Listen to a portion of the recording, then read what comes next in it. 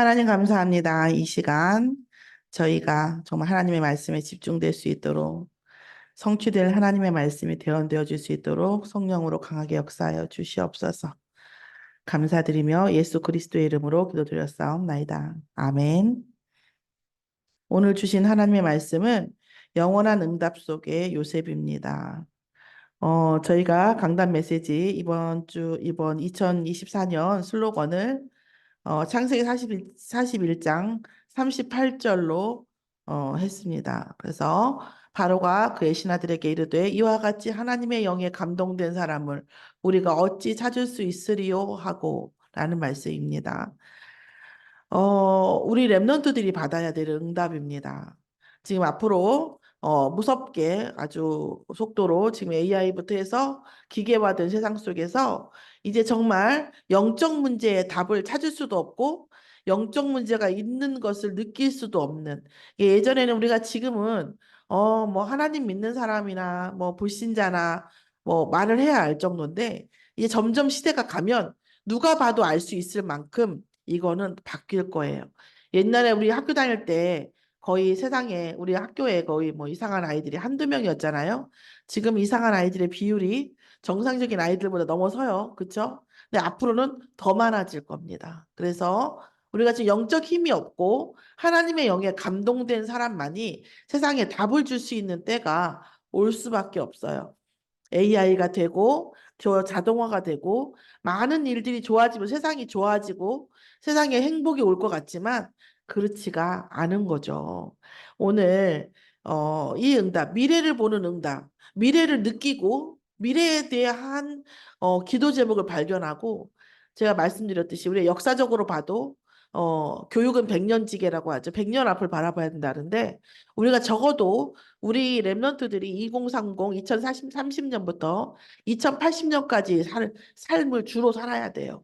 그럼 과연 2030년과 2080년 사이에는 어떤 일이 일어날지 여러분 정말 기도하시면서 준비하시고 영적 준비, 육신전 준비할 수 있도록 우리가 지혜와 지식을 더하는 은혜가 있어야 될 줄 믿습니다. 오늘 영원한 응답 속의 요셉입니다. 그래서 모든 불신자, 왕과 그 신하들이 요셉을 보고 끄덕끄덕. 너만이 우리의 인생에 지금 이 문제, 이 시대의 문제에 답을 줄 수 있겠구나. 너같이 하나님의 영에 감동된 자를 내가 본 적이 없겠구나 하는 것이 우리 렘넌트들의 응답의 날이, 반드시 이루어질 하나님의 날이, 말씀의 성취의 날이 있을 줄 믿습니다. 오늘 서론에서는 7여정 중에서 10가지 비밀이 있죠. 일곱 그 여정 안에는 여러 가지 내용이 있어요. 그 중에 10가지 비밀이 있어요. 그 중에 광야라고 하는 내용입니다. 이 40년 동안 출애굽한 하나님의 자녀들이, 이스라엘 백성이 광야라고 하는 시간을 흘러요. 우리가 출애굽한 때가 언제입니까? 아, 하나님이 계셨어? 아, 예수가 그리스도였어? 아, 그 예수가 그리스도라는 것 때문에 우리가 하나님의 자녀가 될 수 있고 또 하나님의 자녀의 인생을 살 수 있는 거였어? 라고 믿고 영접한 그 순간 우리는 출애굽이 시작된 겁니다. 그리고 천국까지 가는 이 인생은요, 광야예요, 광야. 자, 지금 실제적으로 이 광야에서는 이 일주일이면 갈 수 있는 이 길을 40년 동안 가는 이스라엘 백성을 볼 수 있어요. 우리도 마찬가지예요. 일주일도 안 걸릴 수 있는 말씀 성취, 하나님의 백성, 천국 배경을 누릴 수 있는, 성화되어 수 있는 기간이 사람의 때로는 40년, 또 그래도 안 되는 사람이 있고 어떤 사람은 4년, 어떤 사람은 5년, 10년이 걸리는 사람이 있어요. 각 인생에. 그 광야를 가는 시간이 있더라고요. 어쨌든 이런 이 광야를 왜 허락하셨냐고요, 하나님께서는. 자, 왜 그렇습니까? 애굽과 가나안 사이에서 우리가 복음이 뿌리내리고 각인되고 뿌리내리고 체질되어져야 되기 때문입니다. 실제 애굽과 가나안 사이는 어떤 사이입니까? 애굽은 강대국의 우상이 있는 그 나라고, 그 다음에 가나안은 토착의 우상이 있는 그 지역이에요. 그래서 이 400년 동안 이 뭐예요? 식민지 생활을 했기 때문에 이스라엘 백성도 애굽 문화에 지금 우리 36년 그 일제시대 식민지 했는데도 얼마나 많은 잔재가 있어요. 애굽 400년은 참 상상하기 어렵죠. 400년 동안 식민지에 있는다는 것은 그러고 나서 나오니까 이 애굽의 온통 우상 문화가 우리 것이 되는 거예요. 그 어떤 그 우리는 이제 아직까지 그렇습니까? 아, 제 얘기가 아니라 그 유튜버 말이에요. 유튜버 말이 임대 아파트 오래 살지 말라고 체질된다고 그러더라고요. 임대 아파트 오래 살 5년 안에 빠져나올 계획을 당장 세우라고 그렇게 얘기를 하는 거예요. 물론 이제 뭐 일면 맞고 일면 틀리지만 그 말이 무슨 말이에요? 임대 아파트에 계속 살면 그 사람들의 사는 분위기, 그 사람들이 사는 패턴 이런 것들이 뭐예요? 다 내 것이 된다는 거예요. 그리고 내 후대가 그대로 물려받는다는 거예요. 다 맞는 말은 아니지만 일리는 있다고 보죠. 지금 뭐예요? 이 애굽 안에서 우리가 지금 완전히 이스라엘 백성이 그랬다는 거예요. 우리는 그렇죠. 안 그렇습니까? 5천 년간 많은 문화와 역사 속에서 우리가 살아온 DNA를 가지고 있어요. 우리도 역시 뭐예요? 예수 그리스도를 영접했지만 우리의 DNA와 우리의 환경과 우리의 습관은 거의 대부분이 뭐예요? 우상 체질이고 창세기 3장이에요. 이게 부정되어지지 않으면 사실은 우리가 진짜 구원받은 아까 니고데모가 얘기했듯이 거듭나야 돼. 거듭나지 않았다는 거죠. 이 거듭남의 첫 번째는 뭐냐면 뭐예요? 자기 부정이에요. 아, 이제까지의 모든 문화와 이제까지의 우리의 체질과 가문 속에 좋은 게 없었다는 게 아니라 좋은 것이 꽃피울 수 없을 만큼 나쁜 것이 완전히 잡는 거예요. 자, 이렇게 애굽과 가나안 사이에서 광야 생활을 통해서 하나님의 은혜를 직접 만나와 메추라기를 먹고 불기둥, 부름 기둥이 사이에서 오가면서 하나님이 우리와 함께 하신다는 것을 처절하게 각인시키고 체질시켜서 가나안으로 가는 거예요. 자, 그래서 우리도 역시 마찬가지 우리의 인생이 말씀이 실제 붙잡고 기도할 때 그리스도의 이름으로 붙잡을 때 우리의 신분이 회복되어지고 하나님의 형상이 회복되어지면서 정말 우리에게 하나님 자녀 천국 시민권이 우리에게 있구나 하는 것을 체험하고 각인되어지면서 이 하나님 나라를 확장시키는 데에 우리 인생이 쓰임받을 정도 되면 이제 뭐예요? 정상이 된 거예요. 그때 뭐예요? 에덴의 축복이 우리에게 오는 거죠. 날마다 우리와 함께 우리의 먹는 것, 입는 것 모든 것을 하나님께서 책임지시고 하는 거거든요. 그런데 광야 생활이 없으면 어떻게 되죠? 우리는 음, 애굽의 체질 속에 가나안의 우상이 플러스 돼서 더욱더 저주받을 수밖에 없는 신분과 권세를 누릴 수 없는 그런 삶이 될 수밖에 없는 거예요. 이 이스라엘 민족이 우리 역시도 마찬가지인 거죠. 또한 우리가 살면서 얼마나 많은 하나님 나라의 일을 했는지, 또 우리가 얼마나 성령 충만을 누렸는지, 또 하나님의 말씀이 얼마나 우리의 삶에 성취되어져 있는지, 하나님의 구원 사역에 우리가 얼마나 함께 했는지를 보는 것이 결국 천국에서의 우리의 포지션을 결정하죠. 그래서 왕들이 그 반열대로 우리의 삶 속에서 우리가 얼마나 하나님이 주신 우리의 사랑, 우리에 대한 사랑으로 세상을 사랑했는지, 후대를 사랑했는지 이것이 우리의 포지션이 되죠. 영원한 포지션, 영원한 신분이 되고 영원한 반열이 되는 겁니다. 또한 이 광야에서 상상할 수도 없죠.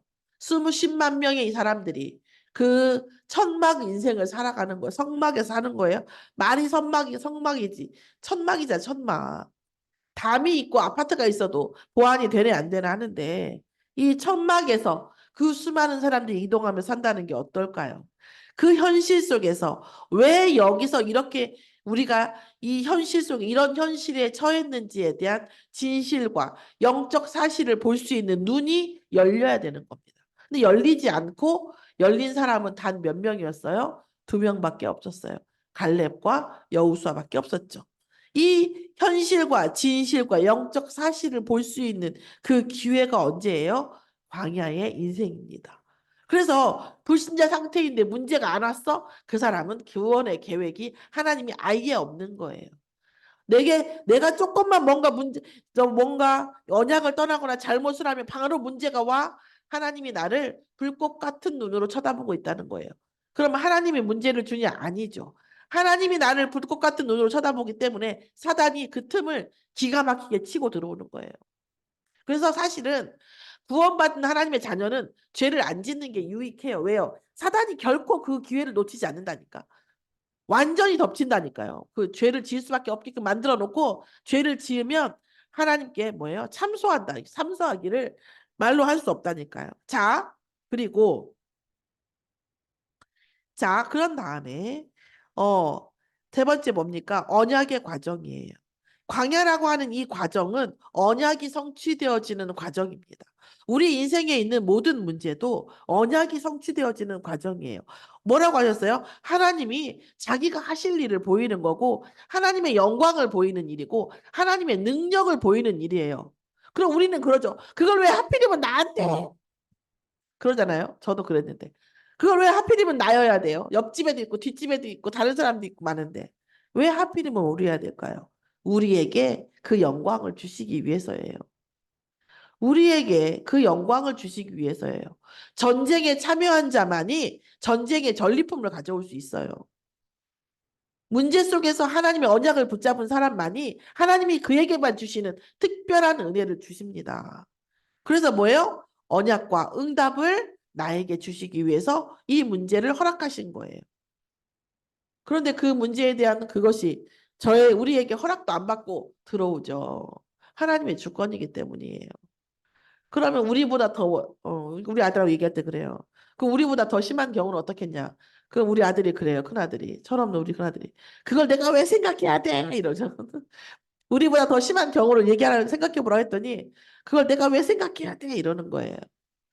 우리는 그렇게 참 그 어린아이처럼 어떤 면에서는 굉장히 단순하고 생각보다 많이 통찰력이 없어요. 그런 통찰력을 가지게 하기 위해서 하나님께서 광야의 시간표를 허락하시는데 어느 정도 돼야 되냐. 아하, 이 광야가 나에게 응답이구나. 자, 여러분 생각해 보세요. 우리의 후대가, 지민이가, 승민이가, 우리 유주가 살아가다가 어떤 문제가 왔어. 아하, 이게 나의 광야고 응답이구나. 이래버리면 어떻게 되겠어요? 끝나는 거 아닙니까? 어떤 문제가 와도 아하, 이번에는 센 응답이구나. 보면 어떻게 되겠냐고요. 이 나약하고 점점 이제 인간을 나약하게 만드는 시스템 속에 살고 있어요, 이제 앞으로. 그런데 조금만 문제가 와도 다 미쳐 돌아갈 거예요. 그런데 우리 랩런트가 문제가 올 때, 아하, 이게 내 응답이구나 하고 덤비면 어떻게 되겠냐고요. 당연히 세상 사람들이 아 내가 너처럼 여호와의 영에 충만한 자를 뭐 이렇게 말하진 않겠지만 처음 봤다 이러지 않겠어요? 너 같은 놈 처음 봤다. 이 정도 되면 세상을 정복하는 거예요. 사람이 사람을 다스릴 수밖에 없게 되는 거예요. 내가 리더 안 하겠다 안 해도 리더 할 수밖에 없는 거죠. 이런 랩넌트의 응답을 받게 하는 이 과정이 뭐예요? 이 광야인 거예요. 자, 의사의 문제요. 의사들이 해결해야 돼요. 뭐냐면, 야, 우리 의사들의 문제 우리가 좀 각성해야 되지 않을까? 이래야 의사 문제 해결돼요. 간호사들이, 환자들이 아무리 촛불 들고 가도 소용없어요. 목사의 문제요. 목사들이 스스로 각성해야 돼요. 교사의 문제요. 교사들이 각성해야 돼요. 그렇지 않으면 세상이 안 바뀌어요. 그래서 그 원리가 뭐냐? 하나님이 전능하신 하나님이신데도 불구하고 인간의 문제를 해결하기 위해서 뭐가 되셨어요? 인간이 되셨어요. 왜요? 인간이 각성을 해야 인간의 문제를 해결할 수 있습니다. 인간의 몸을 오셨어요. 고양이를 구원하려고 하면 고양이로 되셨겠죠. 인간을 해결하기 위해서. 자, 그러면 우리에게 문제는 뭡니까? 이 문제를 가진 자들의 문제를 해결하기 위해서 내게 이 문제를 주신 거예요.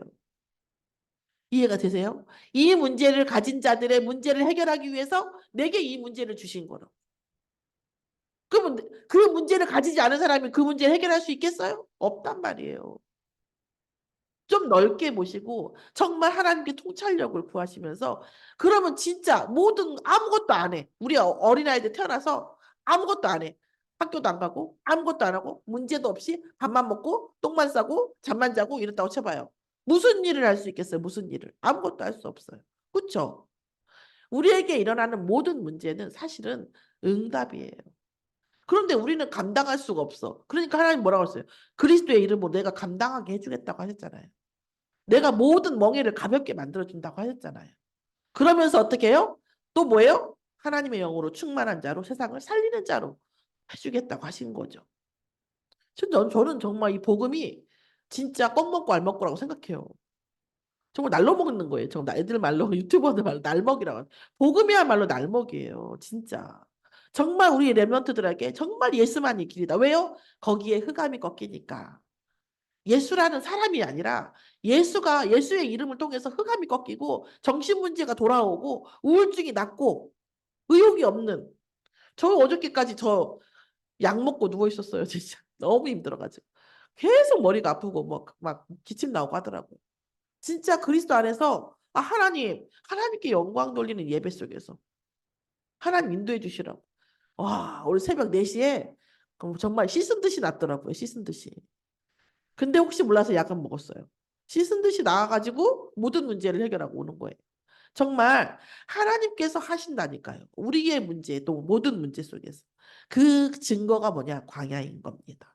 오늘 요셉을 통해서 영원한 응답을 확인하는 저와 여러분이 되기를 예수 이름으로 축원합니다. 자, 첫 번째 언약 속의 요셉이에요. 언약 속의 요셉. 언약 요셉은요 인간성의 한계를 가지고 있었어요. 아버지가 야곱이 막 채색 옷을 주면 형님 나 봐요 채색 옷 입었어요 이렇게 하고요. 그 인간적 그리고 뭐예요 꿈을 꿨으면 조용히 있으면 좋잖아요, 그죠? 조용히 있으면 얼마나 좋아, 그죠? 그런데 뭐 했어요? 나에게 다 절하게 될 거라고 그랬죠? 나에게 다 절하게 될 거라고 그랬어요. 그러면서 뭐라고 했어요? 또 꿈을 꾸니까 아버지하고 어머니 새엄마죠. 새엄마도 나한테 다 절하게 될 거라고. 그렇게 얘기했어요. 옛날 우리말 그런 말 들어보셨어요? 촉새라고 들어보셨어요? 그죠? 촉새기가 있어 요셉이 좀. 그런 게 있는 거죠. 그러니까 상대방의 그 감정, 내가 이런 말을 했을 때 상대방이 어떤 기분일까 생각을 전혀 못 하는 거예요. 그런 인간성의 한계가 있었어요. 그럼에도 불구하고 뭐예요? 그리스도의 피언약, 여자의 후손의 언약을 가지고 있었던 거죠. 그러니까 하나님께서 뭐예요? 그에게 세계복음화의 꿈을 주셨어요. 세계복음화를 꿈으로 주셨어요. 자, 그 세계복음화의 꿈은 인간성과는 좀 관계가 없는 거예요. 무슨 말인지 아시겠어요? 그랬는데 바로의 꿈에 대한 요셉은 어떠냐면 자 보세요. 그 중간에 어떤 일이 있었냐면 보디발 장군의 집에서 뭐가 있었어요? 그 억울한 그 애들 말좀 이렇게 뭐 미수 사건이 있었잖아요. 그죠? 보디발 아내에. 그때 어떻게 했죠? 영화로도 나왔어요. 그거가. 뭐예요? 영화로 나온 것도 있는데 저 봤는데 어쨌든 뭐라고 했어요? 끝까지 변명하지 않았어요. 촉새였던 요셉이 그죠? 촉새였던 요셉이 그렇게 죽을 만큼 죽음을 당할 수도 있는 그 억울한 상황에도요. 한마디의 변명도 하지 않았어요. 자, 무엇입니까? 그 사이에서 뭔 일이 있었어요? 하나님께서 요셉과 함께 하시면서 하나님께서 언젠가는 나를 통해서 하실 일이 있다는 언약을 붙잡은 거예요. 왜요? 항상 함께 해주시니까. 언약이 함께 있으니까. 그게 뭐였어요? 인간성과는 관계가. 그러니까 나중에 어떻게 돼요? 인간성이 바뀌는 거죠. 인간성이 바뀌어진 거예요. 언약을 먼저 붙잡으니까 문제 속에서도 더 큰 언약을 붙잡으니까 인간성은 바뀌게 돼요. 언약에 맞춰서. 그러면서 바로의 꿈에 바로한테 왕한테 오니까 뭐라고 하냐면 네가 그렇게 꿈을 잘 맞춘다며 이랬다는 거 아니야 한마디로. 그랬더니 뭐라고 했어요? 나는 아니고 가방이 차여 있는데 나는 아니고 어, 가방은 차여 있고요. 차 키는 가방이 조그만 가방 그거 있거든요. 갖고 간 문이 열려요. 나는 아니고 뭐라고 했어요? 하나님께서 이 일을 하실 거라고 얘기를 했어요. 그러니까 자기는 그게 전문이 아니다. 나를 통해서 내가 이 일을 꿈을 해석하는 게 아니라 하나님께서 이 일을 꿈을 해석해 주실 것이다. 이렇게 얘기를 한 거예요. 자, 그러면서 뭐라고 했습니까? 그 누림 속의 시간표가 16절에 보면 뭐라고 나와 있냐면 요셉이 바로에게 말하면 편안한 대답을 하나님께서 하실 거라는 거예요. 요셉이 하나님께서 편안한 대로 인도해 주실 거라는 요셉의 누림이 나타나 있는데 재밌는 건 뭐죠? 요셉에게 언약을 주실 때도 뭘로 주셨죠? 꿈을 주셨고 이 뭐예요? 이 하나님께서 이 애굽 왕에게 하실 일, 이 바로 왕에게 하시는 일도 뭘로 주셨어요? 꿈으로 주신 거죠. 그러니까 지금 뭐예요? 그 요셉의 별명이 꿈대장이에요. 꿈대장. 꿈 때문에 죽음을 당하고 죽음 당할 뻔하고 애굽 땅에 왔고 꿈 때문에 총리까지 된 이 사람이에요. 자, 그러면서 뭐라고 했습니까? 요셉은 정확하고 분명하게 바로에게 45장 7절에서 뭐라 했으면 하나님께서 살리시려고. 자, 형제들에게 얘기해요. 여기서 41장에서는 뭐라고 해요? 하나님께서 바로왕에게 하실 일을 보이시려고 했고요. 45장 7절에 뭐라 하면은 유다 족속을 살리시려고. 유다 족속을 살리시기 위하여 하나님께서는 뭐 했어요? 이 꿈에 대한 일을 하신 거예요. 자, 그러니까 요셉은 조금도 자만하거나 조금도 낙심하거나 조금도 뭔가 막 떠벌리거나 이렇게 하지 아니하고 하나님의 언약적 관점을 본 거예요.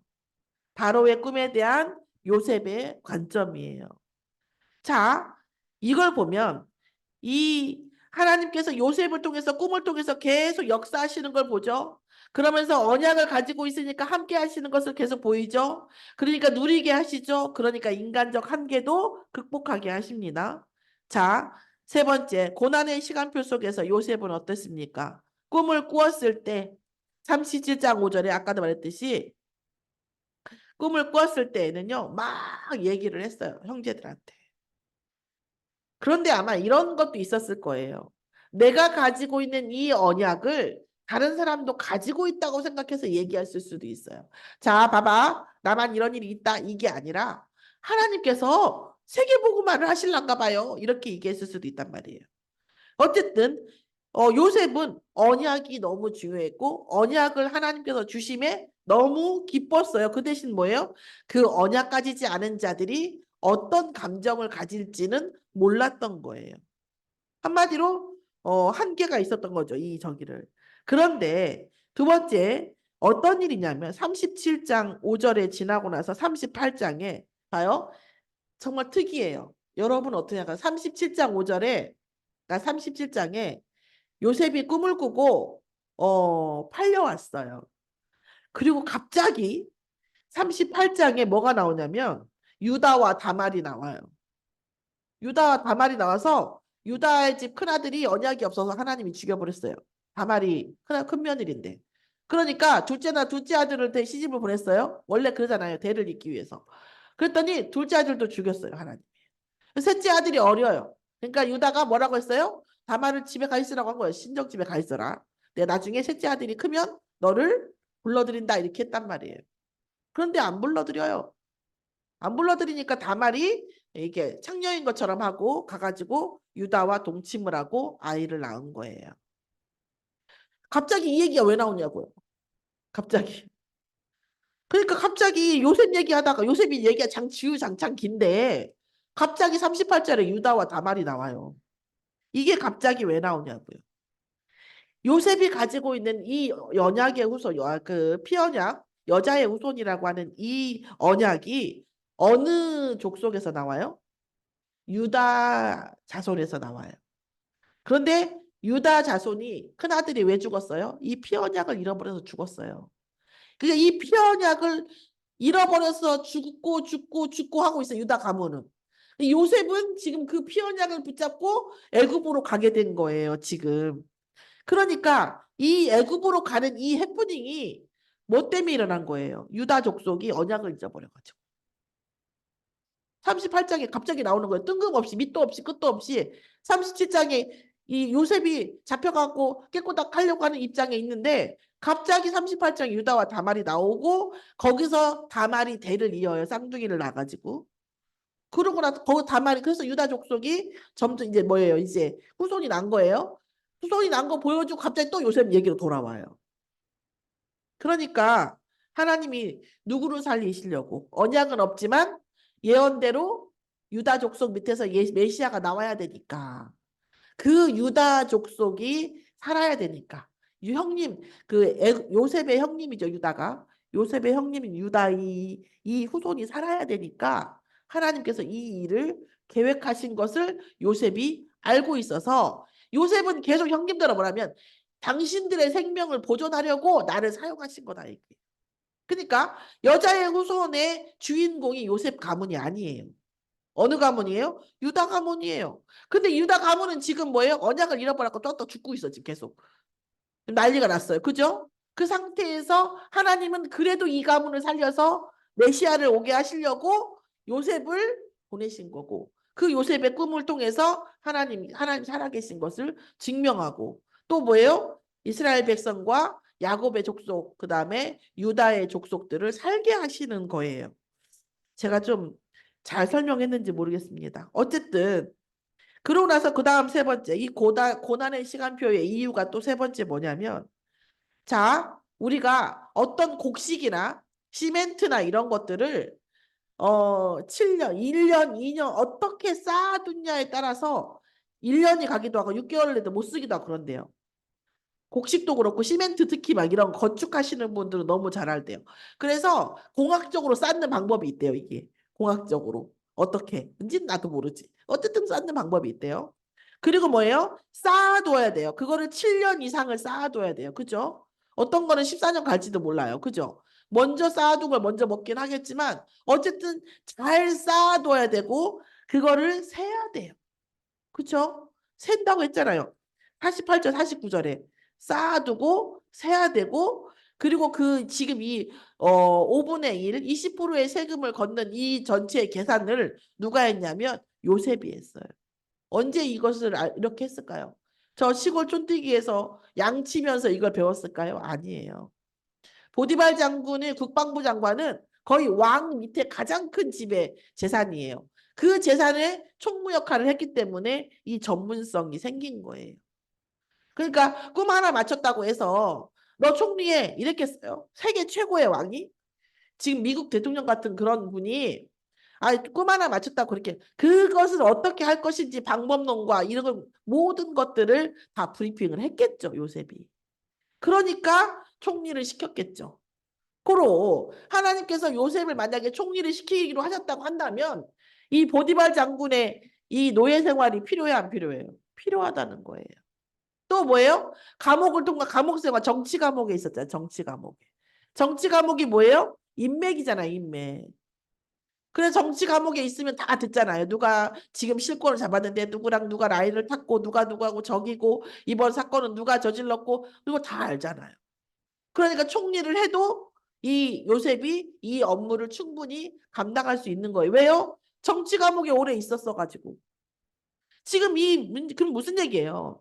고난의 시간표 속에서 요셉이 앞으로 있을 하나님이 주시는 응답 속에 들어가기 위한 모든 전문성이 이 고난에서 나왔다는 거예요. 아버지 밑에서 채색옷이나 입고 돌아다니면 절대 있을 수 없는 그 전문성과 현장성이 이 고난 속에 시간표 속에 완성되었다라는 겁니다. 오늘 세상은 환란 속으로 가고 있고 환란 속으로 갈 거예요. 지금도 환란이죠. 그런데 우리 랩런트들이 우리 서밋 교회 성도님들이 또 서밋이 되게 하기 위해서 과연 우리는 어떤 메시지를 붙잡아야 될까요? 이번 주 2024년 메시지가 뭡니까? 영원한 기업과 영원한 작품 그리고 영원한 유산입니다.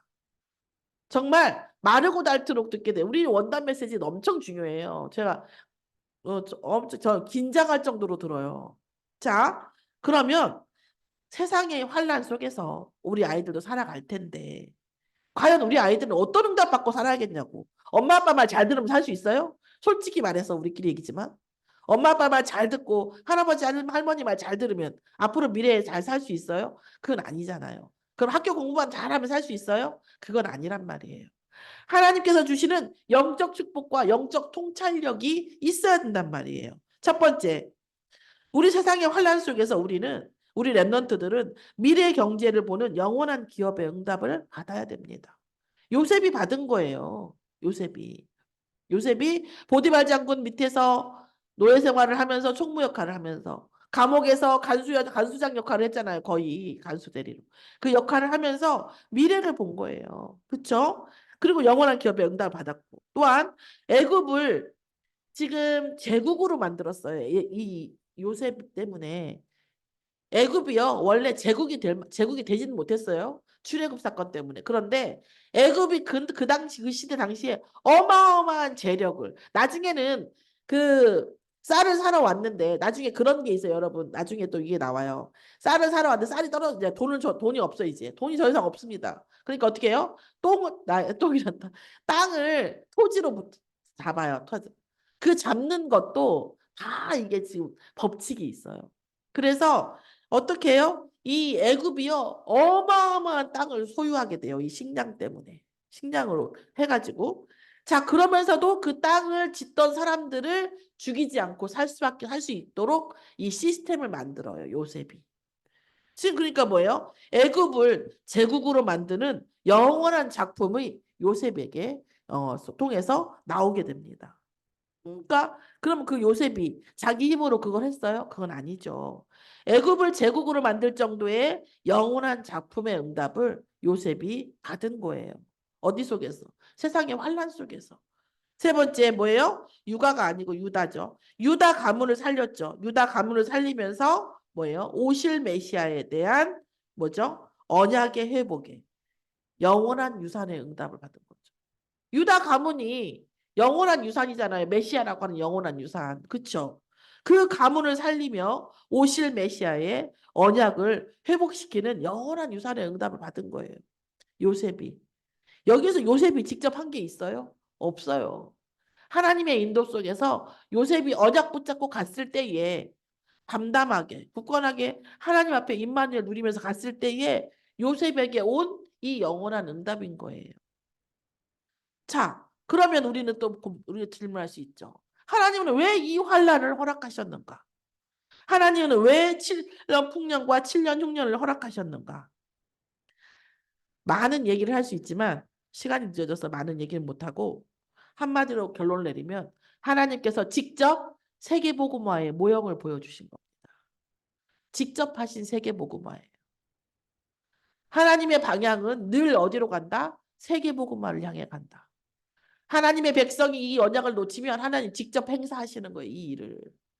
그게 환란처럼 보이고 그게 응답처럼 보여도 그거는 단순히 응답 아니고 단순히 환란이 아니라 하나님은 세계복음화의 속으로 우리의 전 우주를 끌고 가신다는 거예요. 그래서 다시 말하면 요셉처럼 세계복음화 관점으로만 언약을 붙잡고 있으면 인간적인 한계가 있어도 능력이 좀 부족해도 우리가 어떤 것을 알지 못해도 하나님께서 다 어떻게 해요? 알게 하신다는 거예요. 영원한 응답 속으로 가게 하신다라는 이것이 오늘 하나님께서 우리에게 주신 창세기 41장의 영원한 응답 속의 요셉이라고 하는 말씀입니다. 무엇을 중심으로 보십니까? 뭐 물질, 뭐 권력, 뭐 외모 많은 게 있죠. 세상을 살아가는 모토가 세계복음화를 하나님 나라와 하나님 나라의 일을 모토로 살아가면 하나님이 모든 것을 이에 더하실 줄 믿습니다. 기도하겠습니다. 하나님 감사합니다. 우리의 모든 인생이 하나님께서 주시는 언약 속에 있음으로 인하여 세계복음화 속에 들어가게 하시고 하나님 나라와 하나님의 나라의 일 속에 있게 하심으로 인하여 우리의 모든 삶과 미래가 영원한 응답 속에 있도록 인도하여 주시옵소서. 감사드리며 예수 그리스도의 이름으로 기도드렸사옵나이다. 아멘.